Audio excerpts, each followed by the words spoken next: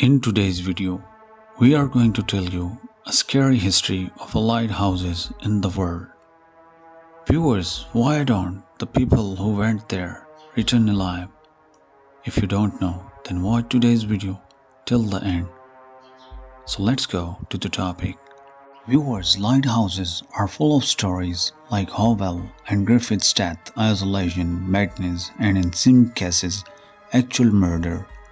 While their light can be a beacon of hope to lost sailors, darkness has often haunted them. Almost everyone seems to have a few ghostly inhabitants, as Dick Mile, former president of the Great Lakes Lighthouse Keepers Association, told Anna Stampfler in her book Michigan's Haunted Lighthouses. Every lighthouse worth a grain of salt has a ghost story or Victorian mansions have nothing on them. The earliest known lighthouse was one of the wonder of ancient world, Pharaohs of Alexandria. Construction began sometime before 270 BC and Pharaohs lit the Mediterranean for almost a millennium. With a 300 square foot base, it is estimated to have been 400 feet tall. Viewers, the Roman Empire will go on to build something like 30 lighthouses around the Mediterranean and Europe's Atlantic coast. But after the 5th century, also lighthouses disappeared from the architectural record until the latter Middle Ages and early Renaissance. One of the earliest of these was the Meloria Lighthouse of the coast of Tuscany, built in 1157. Soon other coastal countries, Spain, France, Portugal, England, start constructing lighthouses too. The century between 1840 and 1940s is largely considered to be the golden age of the modern lighthouses. In the United States alone, the number of lighthouses went from 16 to roughly 1,500 during this time. The rest of the world, especially Europe and its colonies, also went through a lighthouses building frenzy, but nowhere else reached the heights that America did. Viewers, Kevin Black, a geographer at Kansas State University who has written about lighthouses, says that the buildings appeals to Americans' rugged individualism and pioneer spirit. They present a frontier and the spirit of survival, one keeping facing the odds, weathering the seas and storms with self-sufficiency and grit. Keepers were often veterans, which added to the heroic air the job carried, according to Black. There's also an aura of mystery associated with lighthouses.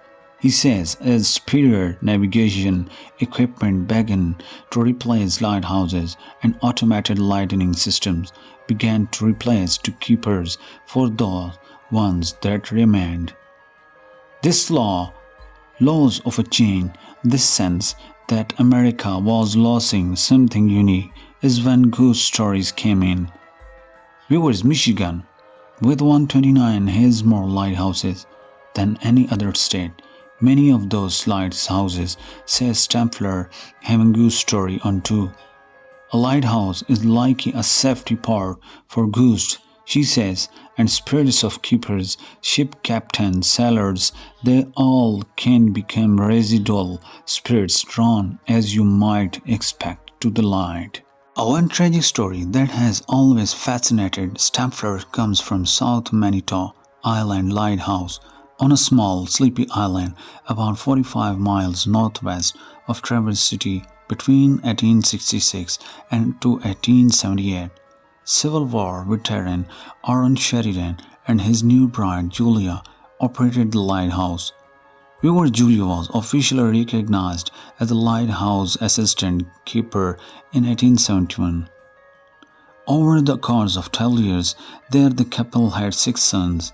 Then on March 15, 1878, Aaron, Julia, and their youngest son Robert were returning from the Michigan mainland with the help of a local sailor named Christ Ankerson. The waters were calm until they neared to lighthouses, and the wind went down, and one of the oarseas capsized the boat. Viewers encouraged said later, the minute ticked by as Aaron, Julia, and little Robert clung to the overturned boat, screaming for help. Baby Robert was the first to go dying in Julia's arm. Then Aaron and Julia too slipped beneath the waves. Only Garrison survived after 4.5 hours holding on the slippery hull. The bodies of the family never washed ashore, but their ghosts, according to legend, will haunt the remote lighthouse. Visitors have reported hearing the echo of voices, the sound of footsteps, and other unexplained noises coming from the causeway which connects the boarded upkeeper's residence to the light tower. Viewers write Stempfler herself even visited the lighthouse and spent time slowly climbing the tower and listening for the cries of the Sheridans without success. She says the deaths of Julia, Aaron, and Robert isn't the end of the Sheridan family's tragic tale. In our upcoming video, we will tell you more about this, so stay with us by subscribing our channel.